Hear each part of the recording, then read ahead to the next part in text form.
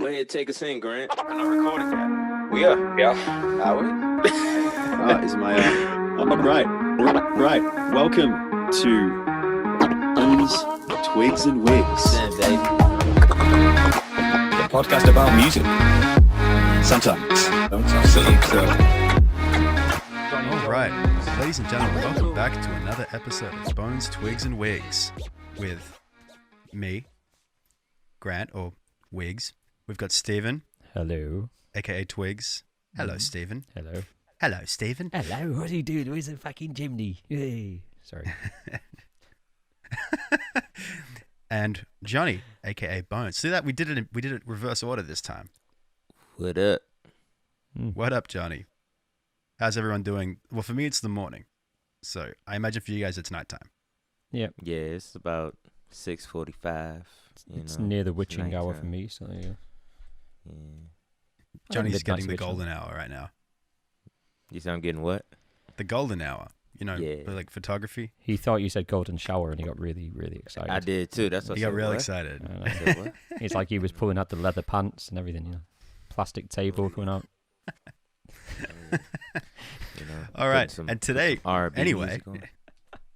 speaking of R&B music, today Let it we rain. are back with another Vinyl Impressions, and this is the second installment of what we're doing. We were meant to be doing this in September, but Yeah, I know. we get yeah, we're about a month late, but it's okay. We're gonna get This through year it. doesn't count. It doesn't matter doing- what happens. This year is not in order. No. We all know that. If there's anything, if there's ever been a year in which you can be excused for having a setback, it's 2020. Mhm. I think, There you right? go. 2020 is So, a anyway. setback for the human Yeah. race. Yeah. This For it's like the skip mankind. in the. It's like that second step in the triple jump. You know, this little skip that no one can ever do, except for the really good ones. Yeah. Yeah. There Yeah. you go. But anyway, this is the second installment of our of I guess what we're calling the holy trinity of Hendrix albums. hmm I think that's what we called it in the first installment. We started with Are You Experienced, however many weeks ago that we actually did that. I think it only got released last week though, so we're doing all right. Yeah. Yeah. And Yeah. so today we're doing the second installment, which is Axis, Bold as Love, which Yes, sir. is my personal favorite of the three, but it seems that everybody likes the third one, not the second one. I like this cover though. Check this out. It's I gotta be real trippy, careful. maybe. I gotta be careful when I do this. Hang on, One of my favorites. because this doesn't actually fold out the way it normally would. The cover itself, Oh. Nice. I've never seen It it, folds like down. much Nice. like a Jimi Hendrix themed Shroud of Turin, that. Yeah.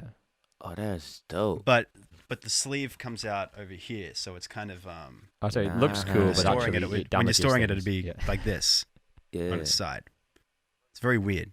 Keeps throwing me Nah. every time. That's dope. But though. yeah, it's cool art, right? Yeah, cause like even Um, if you wanted to, you know, you can like if you weren't using it, like, you know, using the sleeve or anything, you can like put that on the wall as like a poster. You know what I'm saying? Fold it down, slap it on It's the like wall. a banner so- or something. Right. You know what I'm saying? It's really nice. The only thing with it is like when you do something like this, the that crease, yeah, the that crease, crease is the irritating. spine of the Uh-huh. cover bit, you know. But when Yeah. you go to the inside, it opens up like a normal yeah. record. It's got the lyrics to every song, you know. Yeah. Why Nice does it do- negative of That's the a band. weird negative. That looks so strange with him with white hair. That looks Yeah. weird. It's the negative That's a It's that strange negative choice. look. again, like much like the Shroud of Turin. Mhm. But yeah, anyway, I like the cover. It's a nice cover. Nah, it's One dope. good thing about this one and the next one as well is Hendrix always had a pretty dope album cover. Yeah. Now, The next one he had a, like I he had said- he had a few. the next, I think this is the only one where there's no alternative album cover. Yeah, that's literally the only time that they ever listened to him and just did it. This is the only universal album cover for Jimi Hendrix. Mhm. So, yeah, because Are You Experienced? I have the one from the English release, but the American release is very colorful like this. And then Mhm. Electric Ladyland, which is the next one we're gonna do. Yeah, that's also very colorful. But then there's also like the one with just all the women on it. It's creepy naked women. He couldn't. He could never just make. He could never just make a nice, keep everybody happy sort of album cover, could he? Right. Yeah, he kind of had to go against the grain and Yeah, just be different, you know. trying to find his. I just don't feet. think. No. I don't think he was ever paying attention. I don't think he knew where he was half the time. He was just doing it. He was Yeah, just living that's a it. life. Like Yeah. like 3-4 years, he was dead. Like it was like, ooh, Yeah, this is it's cool. crazy. Well, it's like Gone. when he's at Woodstock and he plays the national anthem and they interviewed him about it. I think he very much just goes, "I felt like playing the national anthem." Yeah, He didn't have any insight. He didn't have any like greater thing to say. He's like, "I thought it was beautiful." yeah. I don't That's even all he say said. that. I thought it was beautiful. I just felt like playing it, so he played it. Yeah. I watched Woodstock. That's what I like recently. about Hendrix. He just doesn't really give a shit. Now, like I said, this is my favorite of the three. I like Access the most out of all three of these albums. Most people, like I said before as well, like most people tend to like the third one. I think we've already talked about this. I think you guys both said that the third one's Yeah, I think so. your favorite one. I mean, I Right. like them all fairly equally. Just third one for me it was more of an influence on me guitar player wise when I heard it, because Voodoo Child and stuff like that, I'd never heard stuff like that at the time. God. Hmm. Sorry, I'm just And breaking. Johnny, you too. Yeah, I don't know, man. It was just the vibe on Electric Ladyland was just and I know you hate that word vibe, but I'm gonna use it I really do anyway. hate the word vibe. But nah, man, it just like it's I think because like I told you guys before, I'm not super big on Hendrix. You know, I respect his craft and his artistry, but you know, like I have my own ear, you know what I'm saying? So compared to all three albums, you know, just Ladyland just really like, you know, stuck out to me. So yeah, man, it was just groovy, you know. I mean, all of them had their grooves, but that particular album, that whole album, I just thoroughly enjoyed, you know. I think with you, Johnny, I think that album is a lot of collab on there. There's extra musicians That in too, Ladyland. yeah, that a too. lot of it. There's some horns in there, all Yeah. types of stuff. I think it's the most. It's the must. We're talking about the wrong album, but I know, right? I was gonna say I think it's It's like okay. the It's more- okay. It'll all fall works into out in the end. context once we get through the next one. Yeah, I think Ladyland though is probably the most masterful out of all of them. Yeah, It's where everything came together. Like the recording techniques had improved, so they could get the sounds out that he wanted mhm. and stuff like that. You know. Anyway, Mhm. let's not talk about that too much because let's get into this. I Yeah, love this album. well, This album's great, man. Yeah. Well, this one, each one of them, like we said in the last episode too, each one's kind of got its own sort of attitude to it. Mhm. Like, the first one, so Are You Experienced, is, what do we call it? I think I said it was like a fucking punch to the face. Yeah, it's aggressive. Like, I think they're trying to be as loud as possible, as impactful as possible. Mhm. And they were pretty much they just went in and they recorded their live sets, Mhm. essentially. Like the songs that they were doing in their sets, they just threw out on Are You Experienced. This one was recorded pretty much straight after it, Mhm. except everything is written, conceived, composed, edited, etc., all within the studio. Yep. So this one is more what comes out of Hendrix getting some time to play with his new toys that are available to him. Yeah. Definitely. And that's the kind of attitude I get from this. It's very this is like the light album, you know, like everything's light and fluttery. And I think Hendrix described it, or at least the description that he gave, where he was trying to explain what he wanted it to sound like. He wanted it to sound like he was underwater. They're the directions that the engineers got. Right. I want it to sound like my guitar's underwater, man. And it kind of like I can hear that as a little bit, like everything's you can hear that he's just discovered all those studio effects, panning, Lots of stereo panning. like The first track flanging. especially is like everywhere.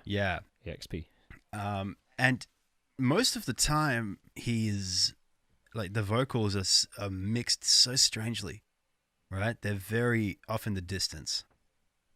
You guys notice that? Mm-hmm. Like pretty much universally throughout the whole album. It's almost like it sounded to me like he was trying to get a room mic a lot of the time. Like just here, let's put a fucking microphone in the middle, Yeah. close to Hendrix, but like just everything just coming from a different spot in the room, including the vocals. Because they did multi-track, but they specifically mixed it in a way that it doesn't sound like they did. Yeah. I think it sounds huge, this album as well. It sounds massive. Even to today's standards. But not in the same way that Are You Experienced sounds massive. Yeah, very, very different. It's a different type of big. This is like an ethereal big. Like you're standing in a big empty room and they're kind of off on the edges near the doorways and they're playing the music to you from over there. Right. And you can see as well. Whereas like I Experienced right up in your face. Yeah, you can see as well, like Eddie Kramer, who engineered all the albums. Like the first album, obviously, they were all getting to know each other. It's all rock and roll and songs that nobody had ever heard before, that type of stuff. And then this album, they did like say straight after contractually, they had to do 2 contracts within a year because I think people now are so used to an artist brings out an album, you promote the album, you do the singles, you might do a tour, you might do this, and then maybe a year later, 2 years later, 3 years later, you do another album. You know, that didn't happen in the 60s. It was like album. So like It was 2 album contracts that year. So they had to finish. And they were recording this and writing this while they were still sort of promoting the first album almost in some respects. And I think it shows that Eddie Kramer and the guys were getting to know each other so well that Jimmy could express himself more. And it starts coming through, like saying the sound effects and the feel of the album feels more at peace with each other. Whereas the first one was like, just get it recorded, you know. It sounds comfortable, right? It sounds comfortable. That's a really good way to describe it. I think, yeah, that's good. Yeah. It's not what I said, what you said. I'm not praising myself. Go on, do it. All right, I'm great. There you go. Shut up. So, all right, yeah. Yeah, this is also very much like I mean, if you had to give each one, like, this is the, like, Are You Experienced is like it's the rock album. This is like the ballad album, so to speak. Like, there's a few like Wait Till Tomorrow, She's So Fine. Like, there's some like kind of rock heavy songs on it, but for they're not really what you remember the album for. You remember the album for the fluttery songs like Little Wing, Castles Made of Sand. They're and Bold as Love. They're like the 3 songs that I think of when I think of this album. I don't think of, If 6 Was 9. Like, that sounds like it doesn't belong as much. That's the first. It sounds like it would belong really well. It sounds like it should be on the last. That's the first one I think of because of that, because it sticks out on the album, right? It's funny you mentioned that song though, because maybe it's me, but that title just kind of like stuck out to me, and it's actually like one of my faves on the whole album. It's weird. It's a good song. It is a good song, but it's like the title kind of got me. I was like, if 6 was 9, like you know what I'm saying, Like, I thought that was just, I don't know, I just thought it was cool. So, like, I kind of skipped, like, all of the other songs and just, like, I listened to that one first, and I was like, okay, yeah. And then, like, I went back and listened to everything else in order. I need to send you, Johnny, a song that that you didn't quite finish called Belly, Butts, and Window. And it's Jimi Hendrix in his mother's womb looking out the belly button window. It's wow, man, he's on something. He's such a weird dude. Like, wow. He thinks in weird ways. Yeah, belly button window. It's so funny though, because like I've always kind of noticed that, at least with guitar players, in particular. Throughout history, they always seem to be in pairs, guitar players. Like, there's always the one guy who is irreparably always compared to the one that you're talking about. So it's like, you had Django Reinhardt, but you also had Eddie Lang. They're like back in the 20s and 30s, in the swing era. Then you had Wes Montgomery and Grant Green. You had Charlie Christian and Django as well, but and they're always kind of like not quite polar opposites of each other, but they're always it's like they're doing the same thing but from a totally different side of a coin or something. Like Hendrix had Eric Clapton. Always he would be compared to Eric Clapton. Because they're both, which makes sense, but they're both like so bizarrely different. And they were so massive but in playing the London. same sort of And music. that's what it was. London was such an epicenter of that movement at the time. And you had Clapton, who was kind of like this traditionalist. He tried to replicate that old like American blues style as well as he could. And then you had this American guy from where that music comes from. He comes over to England and he just fucking just flips it on its head or on its axis, if you will, and just starts playing all this crazy new shit. And he's the guy that Clapton has to not compete with, but he's the one he gets compared to all the time. I just read the review for this album. Hang on, I might still have it here. And it's really funny to read reviews from when it came out, because the first thing that it does, like the Rolling Stone review, first thing it does is it says Jimi Hendrix sounds like a junk heap. Junk heap. It's kind of harsh. Rock's first burlesque dancer, Superman in drag. His music is schizophrenic. Axis Bold as Love is the refinement of white noise into psychedelia. And like Cream the they band, compared them a lot on this album. it is not a timid happening. In the vortex of this apocalyptic transcendence stands Hendrix, beating off on his guitar and defiantly proclaiming, "If the mountains fell in the sea, let it be. It ain't me." Such cocky pop philosophy shall not grow unrewarded. It's such a strange review. It's basically the review kind of says Praises him but beats him down as well. Right. That's weird. Right? Well, they basically go on about how good the album is instrumentally, but how much Hendrix sucks at singing. Yeah, you got it. That's essentially the entire kind of gist of the interview. It's weird that it's really it's funny, weird to but me that- constantly he's getting compared to Eric Clapton throughout the entire It's weird to thing. me that Right. was that comparison when you hear it like that, because Cream at the time I think had just released I can't remember the name of the album, but I think it's the one with Sunshine of Your Love and White Room on, which is awesome songs. But I think Jack Bruce, the bass player in Cream, has a great voice. I think Eric Clapton's voice is great for that stuff. It's great. It's just really good. And Ginger Baker on drums, fantastic. Two amazing trios there. And yet a lot of the reviews were like, yeah, they've got dreadful vocals just like Cream. I'm like, there's nothing wrong with what? Who are you comparing them against? Like, who are you comparing against? Like the I think the Trucks? idea is that, yeah, I think what they're getting at is that, at least how these bands are perceived. They're perceived as like people go to see them because they want to see the busy rhythm sections, and you want to go and listen to all these guys who are great on their instruments. Right. Like you're not really going to hear them sing.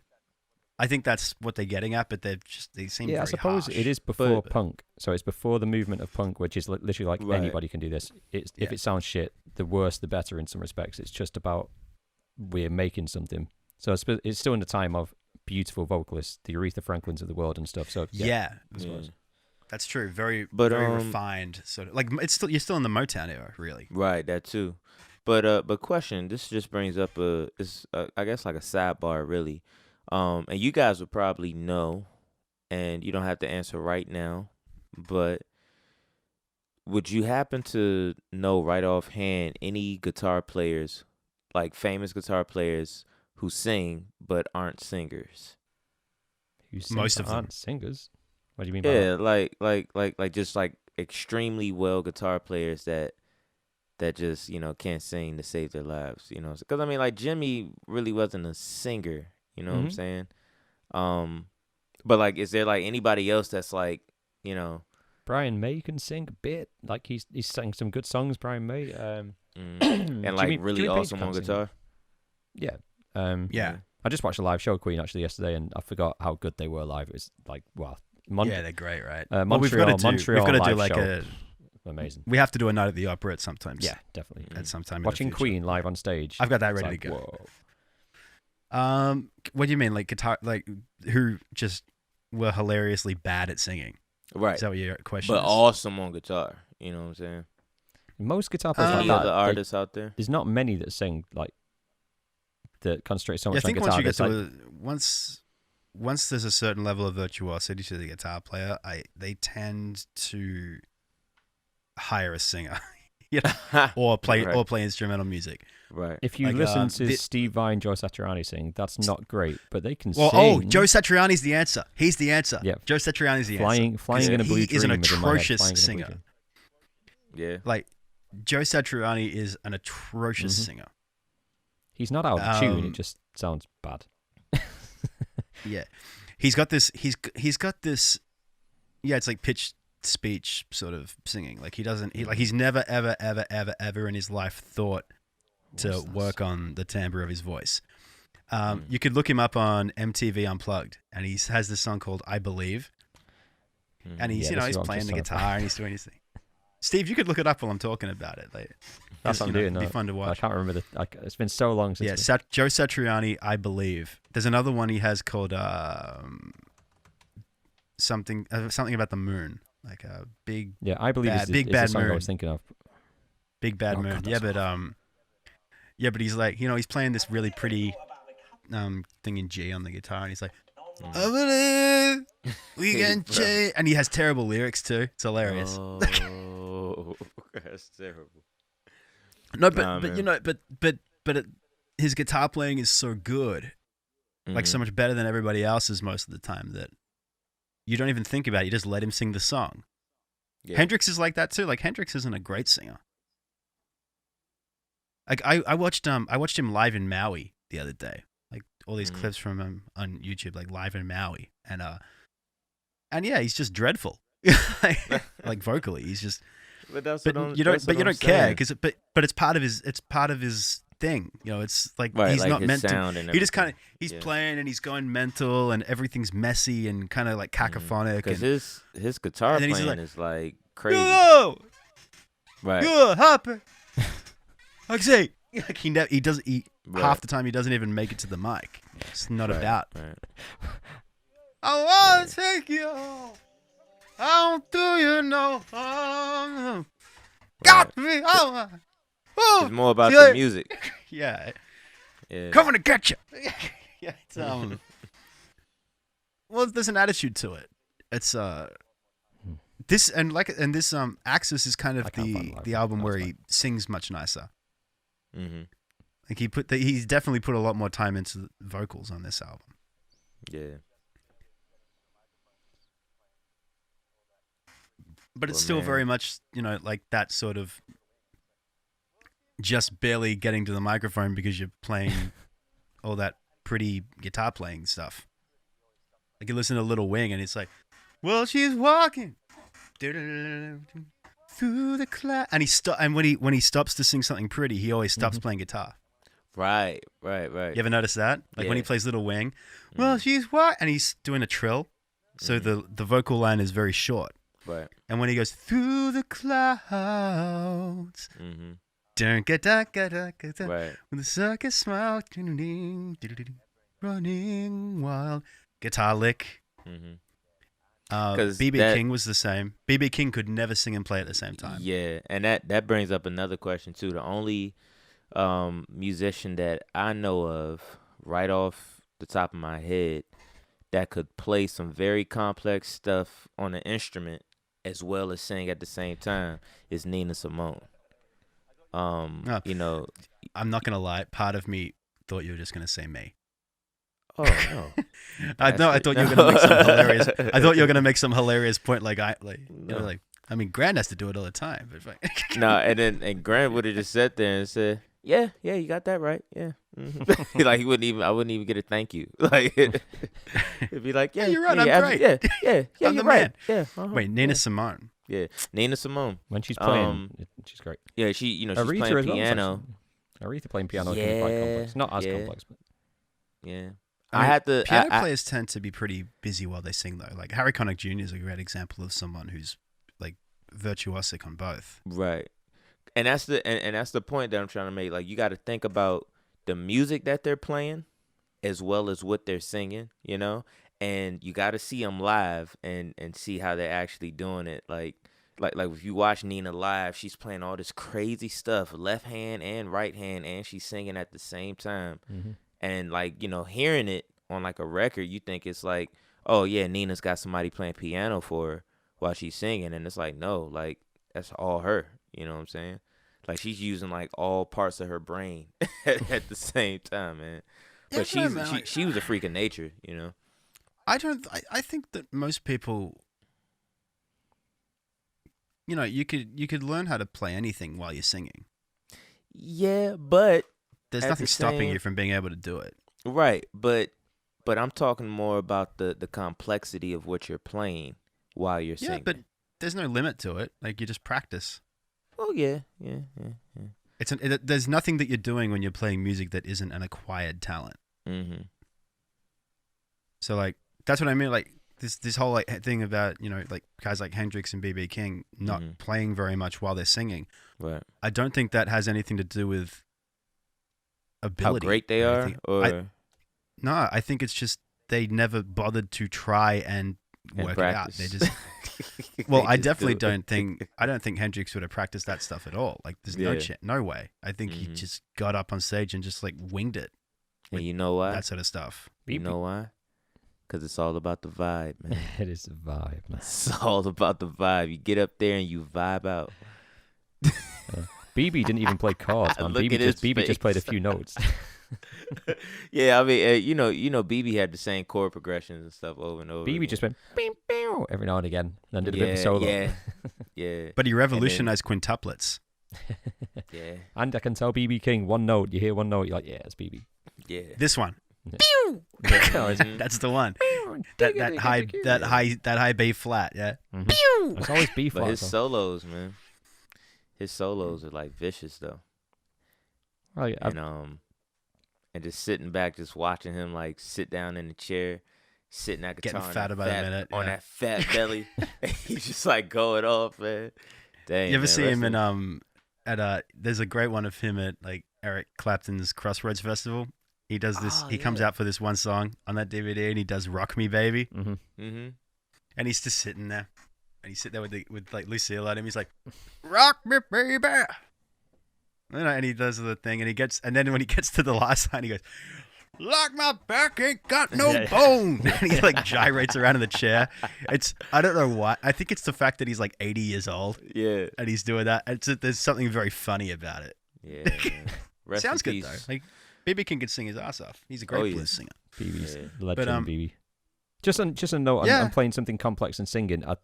I do think that there's a lot of it that isn't down to whether you can or can't. I think a lot of time it's space for the other thing. If you're playing something very complex, it's going to sound too messy with vocals and singing. So generally things sit back anyway, Right. don't they? I think that's where it comes from. I don't think anyone can't do some stuff. I mean, Yeah. no, sorry. It's difficult to sing and play guitar at the same time. It's not easy. But I think that it's not necessarily somebody going, that's too difficult to do that. I'm going to simplify it. I think it's just Mhm. natural there's no to give it need. space, Yeah. Like not everybody's like a John Pizzarelli. Mm-hmm. Like that he's a guy he's like a jazz guy and he plays like on a 7-string guitar and he's playing the bass, the walking bass like dum, dum, dum, dum, dum, dum, dum, dum, Mhm. with the comping while he's singing a scat solo. Mm.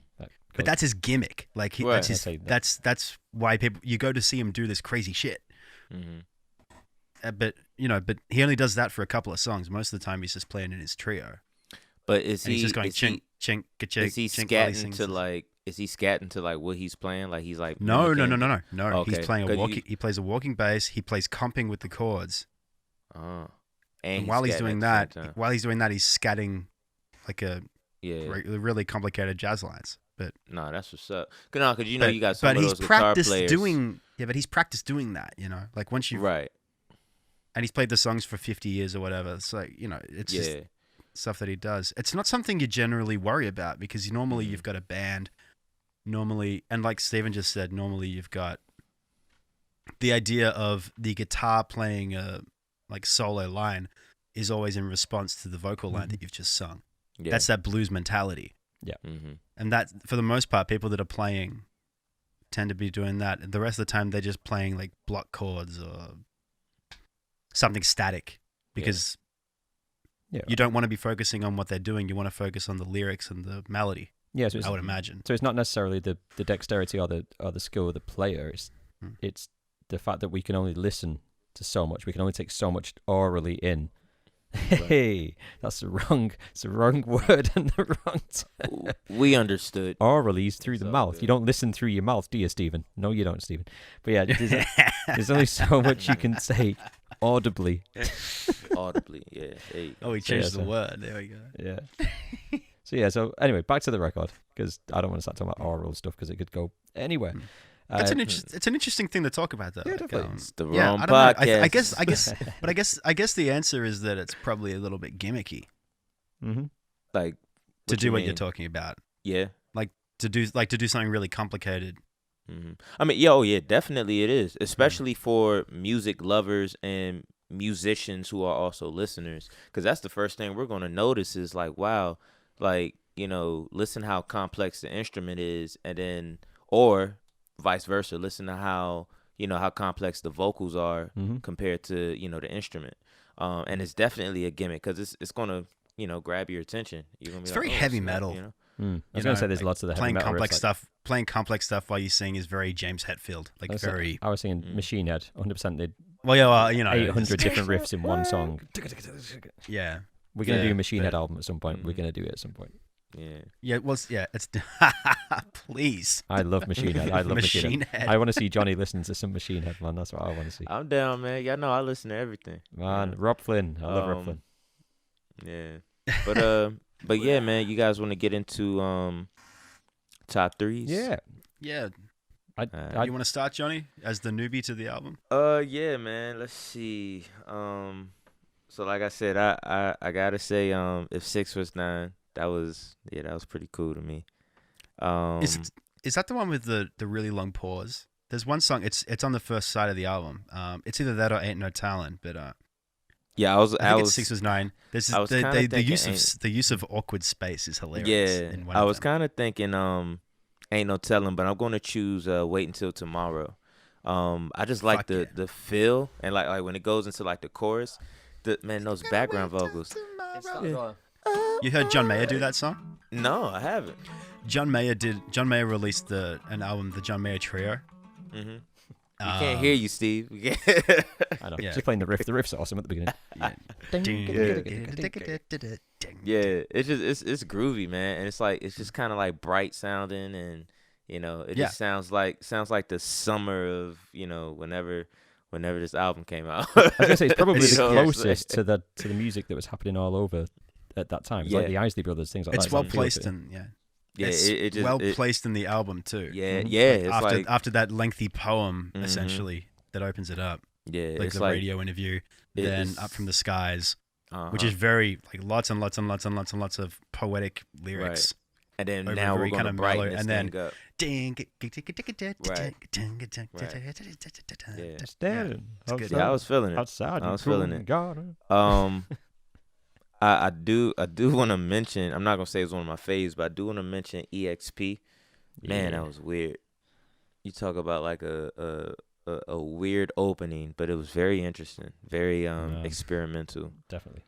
Yeah, I think Mitch Mitchell is the announcer, Yeah, the drummer. Yeah. Yeah, and Hendrix is the guy. The guy getting interviewed by the announcer is Hendrix, putting Mhm. on some weird sort of voice. right. Like tripping, man. And then my other fave is You Got Me Floating. I just like that one line where it's like now your dad is cool and your mama's no fool. No fool. What did he say? They both know I'm head over I'm heads heels over for heels you. for It was- you. man, I was like, oh man, that's groovy right there, baby. But like that whole track too was just like, which is kind of cool, something for the ladies, you know what I'm saying? I can just like imagine like Hendrix just like playing it live and like panties being thrown at him on stage, you know what I'm saying? And just, bras and brassieres, whatever Yeah. you guys call it. He never You played guys it call live, it though. knickers. What you guys call it knickers. Knickers, and, man. Yeah, he Yeah, never played that one yeah. live. I don't think he did. Oh no, really? Oh man, he Not much on this album was Nah. ever played live. No. man, he would have killed this live, man. I think You his know, Nicker the song was audience would Foxy have Lady. loved it. Yeah. But yeah, man, those are my top 3, man. You know, definitely enjoyed it. Like the whole album was great, but just those 3 just really stood out to me. You know. It's very interesting choices you've gone for there. I didn't expect that. Yeah, I know, right? Like it's probably not like, you know, the usual fave from like a Hendrix fans.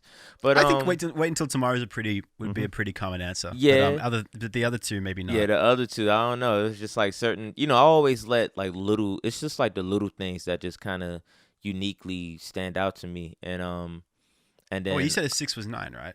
yeah, Oh yeah. No, yeah, You Got Me Floating's the weird choice, but yeah, really. I'm with you. I'm with. I I'm- like it well, though, man. Well, no, because like if 6 was 9 and Wait Until Tomorrow are just they're both very like well-known Hendrix songs, and then You Got Me Right, Floating. right. I'm like, he went a little I like outside it. the It's a box. good song. It's, I like- yeah, it's great. man, It's great. I'm looking at the lyrics now, man. It's like it's just he's like and when the day melts down into a sleepy red glow, that's when my desires start to show. Like, Yeah. bro, that's poetry, man. You know what I'm saying? Like, if you're really listening to this guy, like he's, you know what I'm saying, he's breaking it down for some female out there. You know, I don't know who he's talking about, but yeah, man, like, you know, it's pretty dope. It's pretty dope. Hell yeah. So I dig it. You know. All right, Yeah. so what's Steve, man? What's your top 3, brother? Any Hendrix album I struggle with. If 6 was Oh, 9, yeah. let's get that out of the way, just because it's just a Yeah. tune. It's just a great song. It's just Uh-huh. it's so satisfying to play on guitar. It's just so Is satisfying to play something so simple. And just let It's the drummer so do nice. a bit. It's just Yeah. like If you're in a band, it's yeah. yes, It's so nice to just hit stabs in a band. There's something so satisfying about, you know, like you watch James Brown go, hit me, Right. and the whole band, hit me 2 Everybody's times, on one chord. Yeah. Or you get like D'Angelo going, hit me 21 times, Right. Yeah, but Crazy. that's why everyone likes If 6 was 9 for that exact reason. It's like, damn it. I always think it's gonna be War Pigs by Black Sabbath. Mm-hmm. Dun, dun, dun. How? When was War Pigs actually? How far apart are these albums? Not that 3, they 4 wouldn't be years? that far apart, right? I don't know. Like Black Sabbath is, Is War Pig 70? Oh god, I want to say it's in the 70s. I don't know. I'm not good with my I was thinking 70, chronological 71 in my Black head. Sabbath history. But... 1970. Yeah, that's right. Yeah, 70. Okay, well they stole it from Hendrix. So I say 3 years later. Actually, it's quite a bit. But yeah, 6 but 9. God damn it! I love Spanish Castle Magic because I've seen him, not personally because I'm not that old. Well, I am, but you know that's a different story. But he played it live a few times. So there's some really cool live versions of Spanish Castle Magic at the Isle of Wight festival, the last festival he did before he died, playing a Gibson Flying V guitar, which Wow. he didn't play Oh, that's right. Yeah, very often. he Those had type of the- guitars, yeah. And it looked good on him. Like, yeah, man, that looks cool. That crazy out there guitar at the time suits Jimi Hendrix. Yeah. And I don't particularly like those guitars. But anyway, No, you can't sit down with them. They're I terrible. know. They're annoying things. Right, I Drum will roll. say if 6 was 9, Castle's Made a Stand. I've got to. 'Cause I just think it's a beautiful song. My man. And I mean, the obvious answer for me is Little Wing because I think it's a very important song for me personally. Yeah. But I will go with no. Spanish Castle Magic. Wait until tomorrow. If 6 was 9, let's stick with that. Stick with the first side 1 basically. Go for it. I could choose 5 or 6. I think this album's great. Apart from She's So Fine, that can kick rocks. Mm. Sorry, Noel.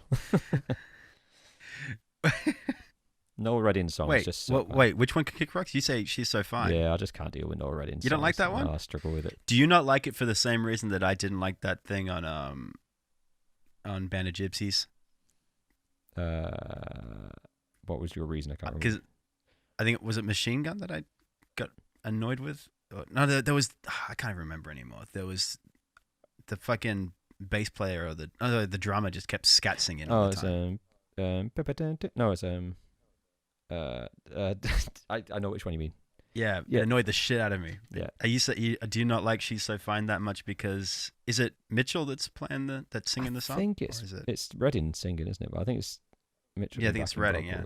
But She's So Fine. It's similar to the other Noel Redding songs because Hendrix let him have like a song and album almost, and it's like It's just so very British, right? very British. It's just very It's British. very Beatles. It's like a Beatles song. Yeah, it's just not. Well, no, it's not or a like good Beatles song. the Kinks or something. It's like a Kinks song. Yeah, it's like an average It's- Kink song.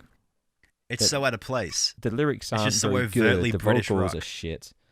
Like, because as much as people can slag off Hendrix's vocals or Bob Dylan's vocals or whatever, I think Hendrix has a beautiful voice because you can tell he's telling a story. You can tell he's being real about it. Like hearing Noel Redding, it just sounds like a guy singing badly.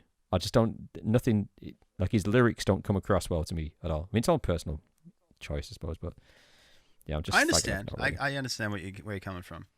It's just so overtly British. It is rock. I think that's like why British invasion rock. Like Yeah. just. I thought you'd like that one for that reason, but There's whatever. so many good British invasion rock songs though. That is not one of them. It's just not. Like on like All Day and all of the Night by the Kinks, or like Sunny Afternoon even, or any of the Kinks. I love the Kinks. Kinks are great, but any of that stuff, but not She's So Fine. But yeah, wait till tomorrow. It belongs on a different album, right? Yeah, It just belongs on a different album. yeah. And when we get onto the next Fair album, there's another one I'll talk about in detail about how much I hate it. I already know what you're talking about. Okay, yeah, fair enough. Well, your three. Yeah. See, I'd say, yeah, like I said earlier, like to me, this album's all about the cute flattery stuff. It's all about the pretty things. Mm-hmm. So like, I mean, Bold as Love is my favorite Hendrix tune. Yeah. So That I was going to choose That's- that. I just thought it might be a bit too obvious, to be honest. I like I like everything about Bold as Love. I think that's the quintessential Hendrix song. Like if you want to get Mhm. a good idea of what Hendrix was all about, you listen to Bold as Love. Mm-hmm. It's got everything about him. It's got the busy fluttery rhythm playing. Mhm. It's got this like really abstract sort of poem as the lyrics. That big screaming sort of, guitar solo, which is very similar to the Yeah. Little Wing one, but with a lot more attitude. So yeah, that's one. I've got Castles Made of Sand is another favorite of mine. Classic. I've never seen anybody perform that song either, ever. I don't understand. I don't know how you do it. It's Like, all the backwards 'cause- guitar and stuff. I just think everyone just goes, "Don't touch it." He didn't touch it. Yeah, Nobody's well, touching you know it. what? Not even that, because because the song's so layered. Like he Mm. strips away. Because most songs, if you're going to play them live, you would, and they're very spacey. You would start them spacey, and you get busier and busier and busier. That would Yeah. be the general kind of way to perform a song. Mm-hmm. Whereas Castles Made of Sound, it goes the other way. It's like it gets less and less and less and less and less. The only guy that I ever heard other than Hendrix do stuff like that would be like Stevie Ray Vaughan. He can go from up here to absolutely nothing, and it wouldn't feel weird. And Stevie got that from Hendrix. It's and very from hard songs to like do. that. Really, that's where he. Yeah, it's super hard to do that. Especially, there's probably a good reason why a lot of this album isn't played live. Like it's very studio-y. I think if you took away all the panning and effects and everything on it, then you might be left with a kind of, I don't know, empty sounding album. But what would my other one be? Wait until tomorrow, just because I'm just a fan of that tune. It's just it's happy. Also, I'm a big fan of procrastinating, so Yeah. There you go. Wait till tomorrow. If I had to And choose then- one, though, off this album, just one, I think Castles Made of Sand would just be just the one. If I had to take one, That was a good one. it's just I think that describes the album the best. that's what I'm. Yeah. Like I would say, Bold as Love describes Hendrix as an artist the best out of any Hendrix song. But I would say Mhm. if you wanted to just describe this album, yeah, Castles Made of Sand, 100%. Yeah, I agree with that. Yeah, and it's do like agree. Hendrix, like the way he talks about like the crippled lady, you know, like them almost finding peace at the end, and the setting And she sun rolls and- off a cliff. Fuck. pretty much. Yeah. But like he's like I've never heard the way he talks suicide. about I've it. never heard suicide sound so beautiful in my life. Assisted suicide. But yeah, I think the way he goes all dreamlike and into his own philosophies on that, like Bob Dylan would almost. And you've got all the fluttery guitar, and you've got Mitch Mitchell playing probably the best drums up to that point that he'd done and put down. Very Just- loose too. yeah, Like so it all loose, it all so- goes together in a very unique way, right? That's the Hendrix experience. It's Yeah. you could put that guitar playing in, I don't know, some other like powered trio style band. You couldn't get away playing in Cream like that. No. Mm. You've got to be a little bit more. A little bit more Um, tight. Yeah. Mm-hmm. There's something beautifully unrehearsed about the Hendrix experience. Yeah. And Yeah. this is them just a little bit rehearsed, and then when we talk about the next album, you're going to hear them at their most rehearsed, but still very loose. Yeah. I just don't think that. I just think he just didn't really. He didn't need to tighten it up because otherwise it wouldn't sound like. Well, Mitchell, What it sounds Mitchell like. and Hendrix Mm. just works with and against each other equally, and that's what created that movement. Like if you had a four to the floor drum, it just wouldn't work. Just quickly, I said no one's did a cover of it. The Chili Peppers did a version of it live. Oh snap! A live recording they did. It was on the B side to Taste the Pain. I've never heard that. After we've got off, I'm gonna have a listen to that because John Frusciante is a have to too. huge Hendrix fan, and so if he hadn't taken lots of heroin that day, he might have played it well. So I'm quite intrigued. Yeah. What else Shaka was I gonna Khan did say? it. Oh yeah. Shaka Khan did a version as Yeah, well. yeah. Lots of people have done it, but I don't know. I don't know if I'd want to touch it. You No. know. I mean, the fact I'm looking here Right. and Shaka Khan did a version of it and I didn't know. So it can't have been a good version. Because it's quite a big Hendrix song. I I thought I don't would have even know noticed it. what Shaka Khan would do with that song. I have to have a listen to these when we get off, though, because that's weird. That's what I think when I think of Shaka Khan. I don't think of and the castles made of sand. She's dying on a cliff. Eventually. She's drowning.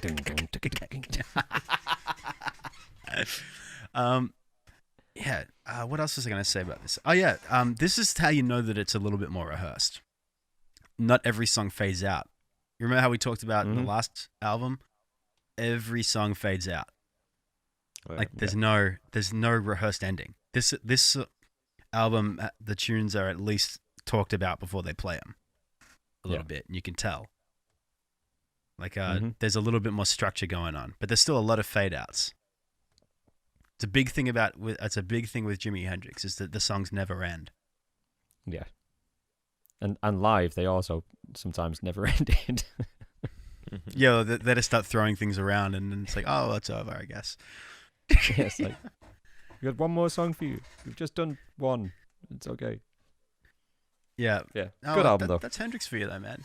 I love this album. Like I said, this is my favorite of the three. I think. It's good. I think universally it's probably the least favorite out of the three for most people. Yeah. I Um, think Most so. people. Yeah. Well, because it's And not it's kind of just sandwiched in between the two historically important albums. Right. Yeah, I think it's him. Like this is just his second growing album, very quickly. but I think it's him growing really quickly. He's grown from the first one, but he hasn't quite found what he wanted to do, which then became the final one. So I think he's like growing. Mhm. The final one is like, yes, I found it. And then some of the songs he nearly finished, and some he did, like Dolly Dagger, Yeah. etc. They were the 70s would have been Hendrix's decade. He would have, with the funk rock guitar that he was thinking, the way he was going. Oh man, he would have annihilated the 70s. he probably would have joined Parliament. Yeah. Mhm. You know, again, Parliament like- sound no. Well, when they were Funkadelic, they just sound like Jimi Hendrix Experience, Yeah. but with way more Yeah. people in it. But just like any trilogy, especially in movies, The first one's always good. The Second's always second one tough. is eh. Apart from And Godfather. then and What are then you and then talking the about? third one, and then the third one is always better, man. You know what I'm saying? Star So- Wars. As my rebuttal, I give you Star Wars. Predator. No, man, Predator 2 Star is better. Wars Predator isn't, 2 is better. it's not a trilogy. I'm talking about like 3 movies, just 3. Yeah, Star Wars is a trilogy. I don't care what anybody tells you. No, I Star Wars is a thought trilogy. Star Wars had like Star Wars has had 84 like 8. films. Yeah, it's like 8. It's like 8 of those. No, there's the Holy Trilogy of Star Oh, Wars. in Star Wars. Well, the original 3 movies. Okay, I see what you're saying. Because I'm talking about. I think I've already made the comparison of Jimi Hendrix to Star Wars, right? Yeah, I think, so. so. I've said that, there's the 3 albums, Mm-hmm. the 3 Jimi Hendrix Experience albums, and then there's all the other stuff. Mm-hmm. There's the 3, the same thing with Star Wars. But in Star Wars, the second one is the best one. Right. And I maintain that this is the best album. It's kind of like Back to the Future. Second one is the best one. It is. Back to the Future. Yeah, the third one is like. Anybody likes the third one, get the fuck out of my house. The third one is shit. Yeah. What's wrong with the third Oh, one? it's You mean who awful. likes it the best, or? Yeah, when people say it's the best, I'm like, what's wrong with you? Oh no, I wouldn't. No, Yeah. it's not the best. No, I would. It's, It's not the best. The second one. The second one's the best because 'Cause it's, what's, it's Hoverboards, man. Like, literally the you first basically time just I get to online. you basically just get to watch the first one again when you watch the second one. So you can't say the first Pretty one's the much. best. You just watch the second one with the extra layer of Marty. Yeah. Man. And I'm older than great. you guys. Watching the first one when I was really, really young and seeing like the lace-up boots and the skateboards and the hoverboards. Oh, man. I know. I know that was trippy. Man, yeah. Imagine I know like that was, 10 years super when... trippy. I don't know how old you guys were when you first watched it, but like, Christ.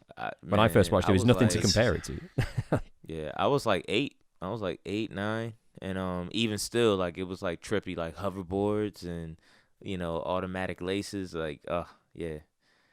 Yeah, It's that was- funny that to was watch crazy. like to go back and watch stuff from even stuff from the 90s, like from when you were a kid. Like because when you're a kid and you watch something really old compared to something that's brand new, you don't notice the quality of the film or anything. You just watch the TV. Right. It's funny to come back as an adult, especially like being something like the 3 of us. Mhm. So like we live around Yeah. like that medium a lot. Yeah. To Like, go we back and be like, analyze stuff. I don't remember it always being this crappy. Right. It was, man, production-wise. it's so Fuck. grainy. It's so. Yeah, what's going on here? what This is a- the heck? And I this remember, Was, this was HD. What the f- Yeah, this isn't even SD. Or like my dad always got me to watch like Lost in Space, Mm. and my mom always like got me and my sister to watch HR Puff and stuff. Have you guys seen HR Puff and stuff? I heard of it, man. Never seen it. You could very easily put one of these Hendrix albums on and Oh just my god. play HR Puff and stuff. It's so weird. Everybody uses buttons as currency. But it's weird because if you have like the bigger the button, the more it's worth. Mm-hmm. Right. It doesn't make any sense. Like they just have buttons. I'm like, My parents used to take me buttons. to the picture house, and there was a guy playing piano. It was all in black and white. It was beautiful, man. We got to see the premiere of Romeo and Juliet down in London. It was gorgeous. man. What was Char- how did Charlie you- how did you- Chaplin? Yeah, Charlie. Yeah, how did you No, feel he when was- Hitler stole He was Charlie's too mustache? different for me. Yeah. Well, that's why. I mean, that's why I've got this. If I roll this up, hello, Mr. Charlie Warner. There you go. There you go. I can do it. Very I can do good. Oh man, this has Yeah, been man. fun. it. Well, thanks guys This has for been watching. fun. Out to you, Grant. Take it out, dude. I like this album, but the next one is mine. I'll take the next one. Yes, sir. Yes, you're in charge of the next one. Oh, thank God. And then I guess Then a I've bit got of to Van do Halen. I've got to run the Van Halen one Yeah, man. when we yeah. get there. Oh what a yeah, and depressing- what a to- depressing to- week. That's- Yeah, I was about to say to all of our listeners, rest in peace to Eddie Van Halen, and we definitely want to do one of his albums. We're not going to say which one yet, but We've decided on it though. Yeah, so, yeah, we've already decided in the group chat, so it is coming. I've got it you ready know. to go. Yeah, so but yeah, just as tribute to the man with the plan. And yeah, man, so that's gonna be coming very soon, right after this whole Jimi trilogy is up. Mhm.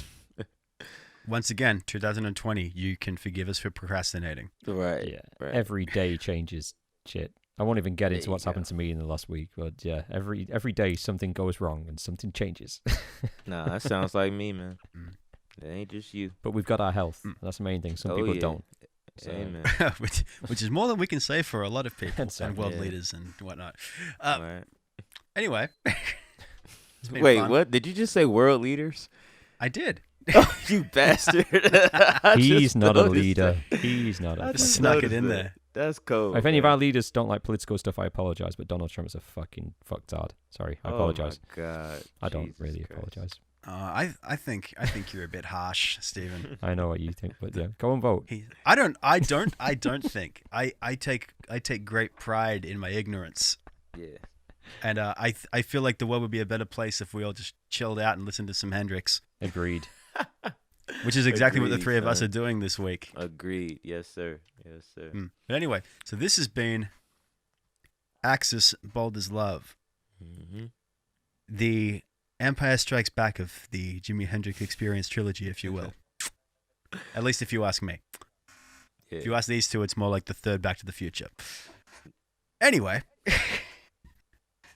I hope people have enjoyed listening as much as I've enjoyed talking about it. But we'll be back next week with the third installment, and then we'll be on to slightly more modern things. But Mm-hmm. I think, again, the world would be a much better place if we all just listened to more Jimi Hendrix. People would be a lot friendlier. Definitely. But anyway, this is Bones, Twings, and Wigs. See you next time. We're out. Peace. Peace. Didn't say that. What?